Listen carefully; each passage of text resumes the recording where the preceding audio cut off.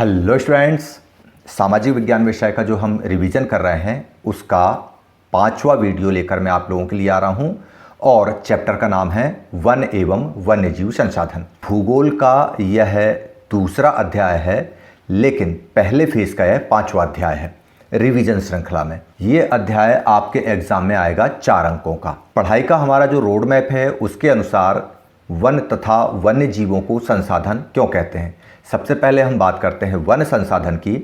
One संसाधन वे संसाधन जो हमें जंगलों से मिलते हों, जंगलों से प्राप्त होते हों, उनको कहते हैं वन संसाधन।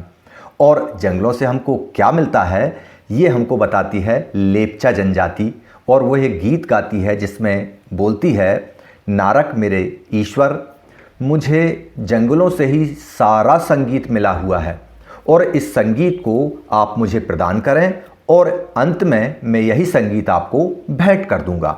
इस तरह से हम बहुत अच्छे से समझ सकते हैं कि वन हमारे लिए क्यों संसाधन की तरह काम करता है।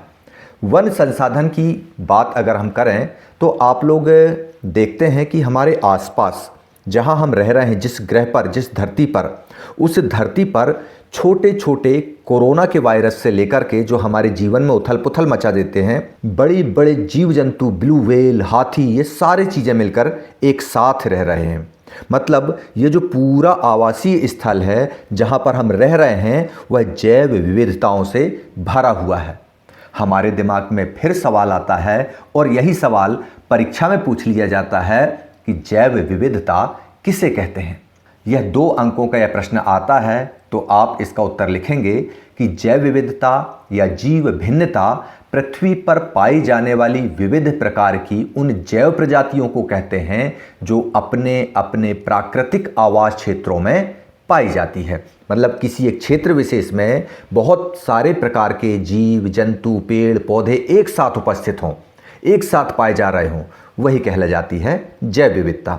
और जब ये जैव विविधता वाले पेड़ पौधे, जीव जंतु, ये पादप ये पूरा जगत, ये पूरा जैव जगत जब निर्जीव या अजैव जगत के साथ में अंतर क्रिया करता है तब वह बनता है पारिस्थितिकी तंत्र।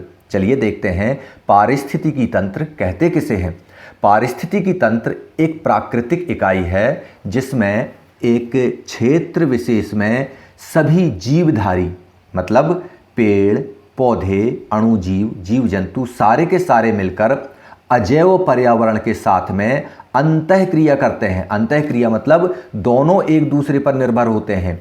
जीवित वस्तुएं अजीवित वस्तुओं पर और अजीवित वस्तुएं जीवित वस्तुओं पर निर्भर हों, तब जाकर एक संपूर्ण जैविक इकाई बनती है और यही कहलाता है पारिस्थितिकी तंत्र।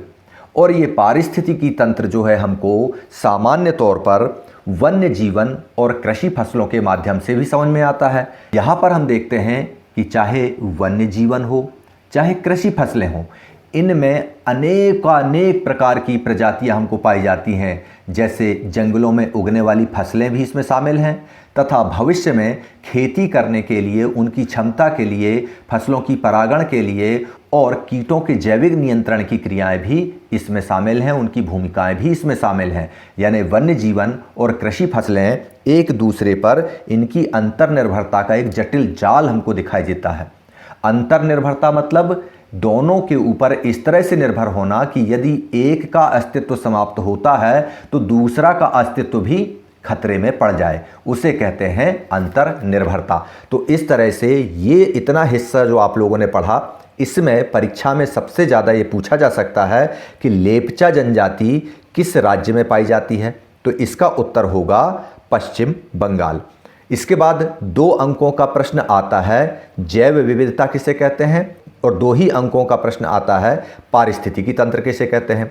जैव विविधता यानी जीवित जगत जिसमें कई प्रकार की प्रजातियां शामिल हो, और जीवित जगत जब अजीवित जगत के साथ में अंतर क्रिया कर ले, उसके ऊपर परस्पर निर्भरता हो जाए, तब यह कहला जाता है पारिस्थितिकी तंत्र। इस तरह से अपन सरलतम रूप में समझ सकते हैं।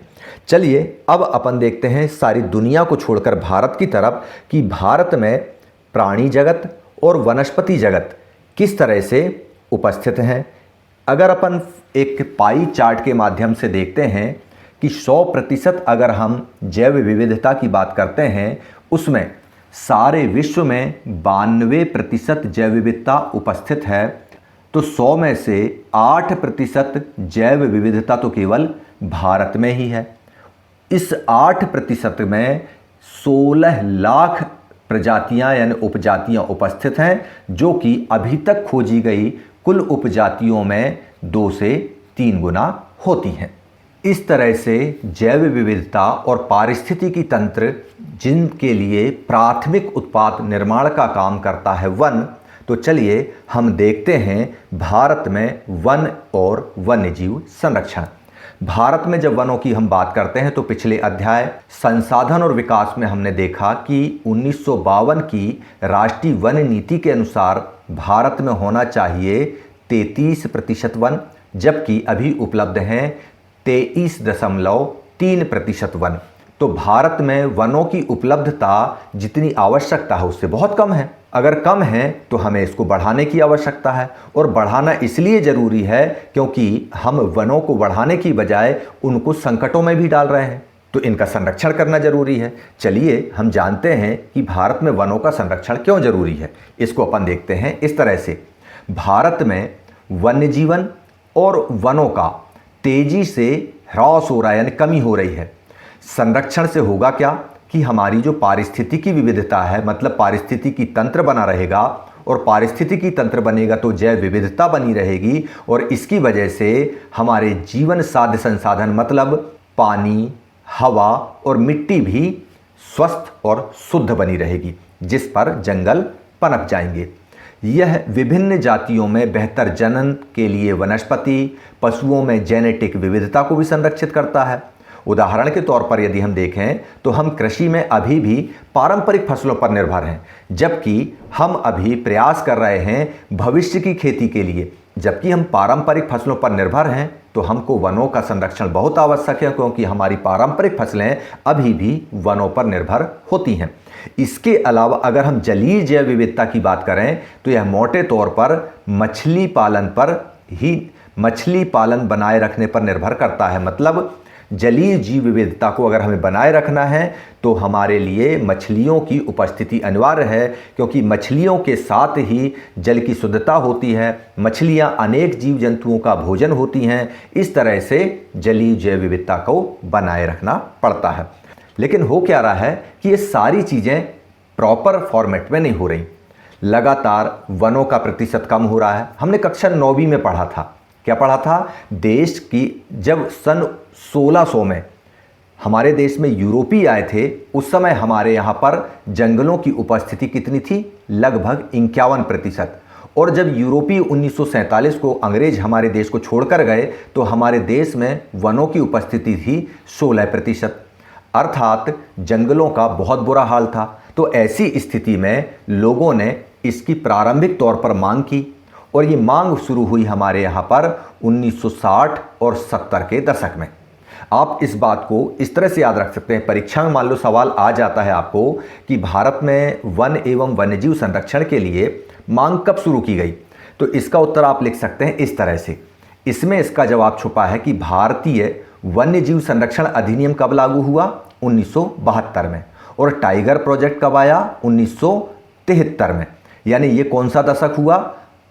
73, यानी बात हो रही है 70 के दशक की। अर्थात 60 से 70 तक जब 10 सालों तक मांगें की गईं, तब सरकार ने जाकर 1972 में वन संरक्षण अधिनियम लागू किया, और उसी वन संरक्षण अधिनियम के अंतर्गत प्रोजेक्ट टाइगर लेकर आए। प्रोजेक्ट टाइगर जो है उसका उद्देश्य केवल टाइगर बचाना नहीं है, बल्कि उसका उद्देश्य संपूर्ण जैव विविधता को, पारिस्थितिकी तंत्र को भी संरक्षित करना है। और इसी प्रक्रिया में हम देखते हैं कि भारत में उत्तराखंड में जिम कार्बेट, राजस्थान में सरिस्का, मध्य प्रदेश में बांधवगढ़ और पश्चिम बंगाल में सुंदरवन, केरल में पेरियार और असम में मानस जैसे tiger reserve, wild life sanctuaries, इनका निर्माण किया गया है। अब अपन आगे बढ़ते हैं और देखते हैं कि भारतीय वन्यजीव संरक्षण अधिनियम के प्रमुख प्रावधान क्या है। यह प्रश्न परीक्षा में बार बार पूछा जाता है कि भारतीय वन्यजीव संरक्षण अधिनियम 1972 के प्रावधान लिखिए। इसके अंतर्गत पहला प्रावधान तो ये हुआ था कि सारे भारत में रक्षित जातियों की सूची प्रकाशित की गई। इसके बाद संकटग्रस्त जातियों के बचाव पर जोर दिया गया, शिकार पर पूरी तरह से प्रतिबंध लगाया गया और उसके लिए विभिन्न परियोजनाएं चलाई गईं, जिनमें से टाइगर प्रोजेक्ट भी एक है। राष्ट्रीय उद्यान और अभयारण्यों की स्थापना इनके लिए की गई, जो वन्यजीव आवासों को कानूनी संरक्षण प्रदान करते हैं। इसके अलावा जंगली जीवों के व्यापार पर भी रोक लगा दिया गया, यानी यदि आपको मार्केट में कहीं पर तोता मैना बेचते हुए कोई व्यक्ति दिख रहा है तो वह निश्चित रूप से भारतीय वन्यजीव संरक्षण अधिनियम की अवहेलना कर रहा है। अब हमारे सामने ये तो आ गए भारतीय वन्यजीव अधिनियम 1972 के प्रावधान। अब इस अधिनियम के संचालन के लिए जो वन्यजीव संरक्षण हो रहा है उसमें किन किन परियोजनाओं का संचालन किया जा रहा है, तो इनमें कुछ का तो मैंने आपको पूर्व में बता चुका हूँ, जैसे कि पेरियार वाइल्ड लाइफ सेंचुरी है, मानस नेशनल पार्क है, जिम कॉर्बेट है, बांधवगढ़ है, इनके बारे में बता चुका हूँ। इसके अलावा अन्य परियोजनाएं जो संचालित की जा रही हैं उनमें सबसे महत्वपूर्ण ये ध्यान दिया जा रहा है कि ये जैव विविधताओं पर केंद्रित हों, केवल एक ही प्रोजेक्ट पर डेडिकेट ना हो। संरक्षण के अलग अलग तरीकों पर बहुत गहराई से खोज की जा रही है और उसमें छोटे छोटे कीट पतंगों को भी महत्व दिया जा रहा है, जो जैव विविधता के साथ पारिस्थितिकी तंत्र को बनाए रखने में आवश्यक होते हैं।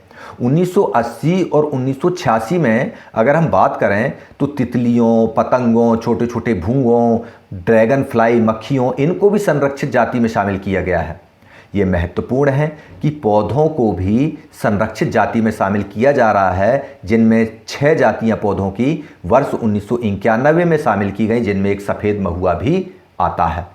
इस तरह से हमने देखा कि वन्यजीव संरक्षण अधिनियम के अंतर्गत जो संचालित परियोजनाएं हैं उनमें इन चीज़ों को सम्मिलित किया गया है। अब अपन आगे बढ़ते हैं कि भारत में वनों के संरक्षण और सुरक्षा के लिए भारत सरकार क्या कर रही है। तो इसके लिए भारत सरकार ने वन एवं वन्यजीव संसाधनों का अलग अलग तरीके से क्लासिफिकेशन किया है, उनको अलग अलग प्रकारों में बांटा है। प्रबंधन की दृष्टि से सरकार ने वनों का वर्गीकरण 3 प्रकार से किया है।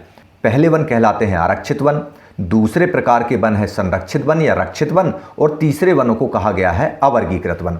बात जब हम करते हैं आरक्षित वनों की तो ये वन जो है सर्वाधिक मूल्यवान वन कहलाते हैं, अर्थात इन वनों में किसी भी तरह की आवाजाही पर सख्त प्रतिबंध होता है, यहाँ पर किसी का आना जाना नहीं होता।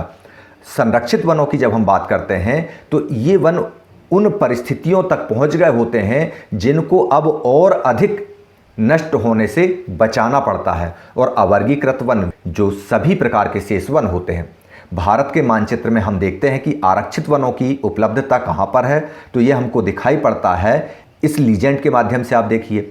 और रक्षित या संरक्षित वन पीले रंग से दर्शाए जा रहे हैं और अवर्गीकृत वन लगभग लाल रंग से दिखाई दे रहे हैं। मानचित्र को देखने पर हमें स्पष्ट होता है कि आरक्षित वन सबसे ज़्यादा मध्य प्रदेश में है 75%, यानी स्थायी वनों का सर्वाधिक वन क्षेत्र मध्य प्रदेश में है। यह प्रश्न भी बनता है, प्रश्न ये भी बनता है कि वनों का वर्गीकरण कितने भागों में किया गया है।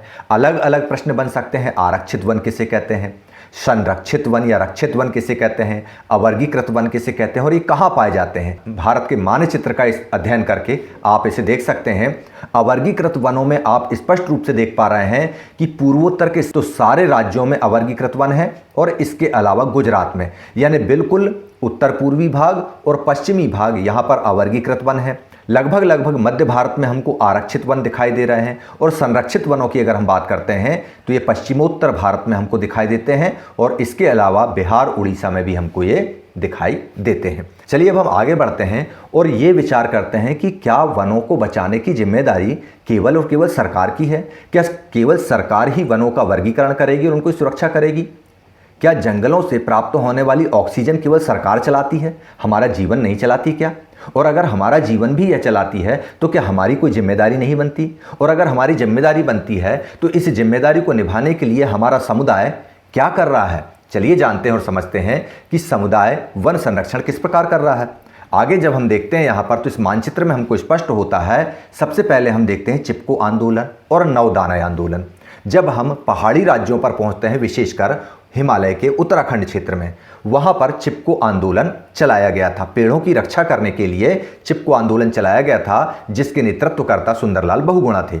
नवदानय आंदोलन की जब हम बात करते हैं तो यह बीज बचाओ आंदोलन है, मतलब विभिन्न प्रकार की फसलों एवं पौधों की उपलब्धता को भविष्य में बनाए रखने के लिए इनके बीजों का संरक्षण करना। इसके बाद जब हम आगे जाते हैं राजस्थान की तरफ, तो सरिस्का बाघ रिजर्व हमको दिखाई देता है। सरिस्का बाघ रिजर्व जो है यह भी समुदायों के द्वारा संरक्षित किया जाता है। सबसे महत्वपूर्ण आता है भैरवदेव डाको सेंचुरी, जो कि 5 गांवों के लोगों ने लगभग 1200 हेक्टेयर वन क्षेत्र को चिन्हित करके उसे सेंचुरी के रूप में घोषित किया है। और इन्होंने यहाँ पर अपने नियम लगाए हैं कि यदि इस क्षेत्र में कोई व्यक्ति जंगली जानवरों का, पेड़ पौधों का यदि नुकसान करने का प्रयास करेगा तो उस पर दंड लगाया जाएगा। तो इस तरह से समुदाय के द्वारा यह प्रयास किए जा रहे हैं। जब समुदाय ने राजस्थान में, उत्तराखंड में बढ़ चढ़कर हिस्सा लिया, तो फिर सरकार ने भी अपने हाथ समुदाय की तरफ बढ़ाए। और जब सरकार और समुदाय दोनों ने मिलकर संरक्षण और प्रबंधन का काम किया तो इसे कहा गया संयुक्त वन प्रबंधन कार्यक्रम। यहाँ पर हम देखते हैं भारत के मानचित्र में उड़ीसा राज्य में सन 1988 में पहली बार उड़ीसा सरकार ने समुदायों की मदद के माध्यम से जंगलों के संरक्षण का एक कार्यक्रम आरंभ किया।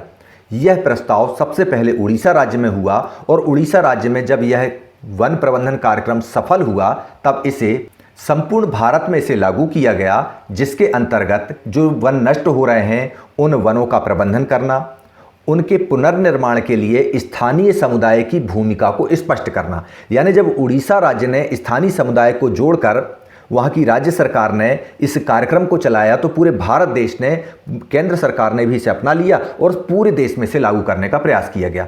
और इस तरह से समुदाय और सरकार सारे लोग मिलकर वनों के माध्यम से इस प्रकृति को संरक्षित करने लगे। और जब संरक्षण की बात आए प्रकृति के संदर्भ में, तो हम प्रकृति पूजकों को भला क्यों भूल जाएं। प्रकृति पूजा का इतिहास भारत के वनवासियों में, भारत के आदिवासियों में हमको स्पष्ट रूप से दिखाई देता है, जब वे अपने देवी देवताओं के रूप में पवित्र पेड़ों, पहाड़ों, नदियों और झुरमटों की पूजा करते हैं। विशेषकर जब हम देखते हैं झारखंड जाकर कि मुंडा और संथाल जनजाति के लोग महुआ और कदम्ब की पूजा करते हैं, जबकि उड़ीसा और बिहार में इमली और आम को देवता के रूप में पूजा जाता है। आपके घरों में भी ये चीज़ होती है। आंवला नवमी में आंवले की पूजा होती है, बट सावित्री को बरगद की पूजा होती है। और जब कभी भी आपने देखा होगा कि किसी तरह की मानसिक परेशानी आ जाती है तो कुछ लोग ऐसे होते हैं जो ये कहते हैं जाइए पीपल पर आप जाकर दीपक जलाइए। तो इस तरह से पीपल की जो ताज़ी हवा मिलती है उस व्यक्ति को और वह स्वस्थ हो जाता है। अर्थात पेड़ पौधे हों या शेर हो, ये सारे वन तथा वन्यजीव संसाधन के अंतर्गत आते हैं और इनकी सुरक्षा और संरक्षा हमारी जिम्मेदारी हो जाती है। तभी तो यह भविष्य में भी हमारे लिए संसाधन के रूप में काम करते रहेंगे। तभी तो भगवान गौतम बुद्ध ने कहा है, पेड़ एक विशेष, असीमित, दयालु और उदारपूर्ण जीवधारी है जो अपने सतत पोषण के लिए कोई मांग नहीं करता और दानशीलता पूर्वक अपने जीवन की क्रियाओं को भेंट करता रहता है। यह सभी की रक्षा करता है और स्वयं पर कुल्हाड़ी चलाने वाले विनाशक को भी छाया प्रदान करता है। और इस तरह से ये अध्याय आपको पूरी तरह से समझ में आ गया होगा। और इस तरह से आज के इस अध्याय के साथ हमारा 26 अंकों की तैयारियां पूर्ण हो गई। अब आपको इन 26 अंकों में से अगर कोई भी प्रश्न आता है तो आपको बहुत आसानी से बन जाएगा। चलिए मैं चलता हूँ अगले कंटेंट की तैयारी के लिए। आप लोग देखते रहिए ई क्लासेस बाय मनीष सर। मुझे दीजिए इजाज़त। जय हिंद, जय भारत।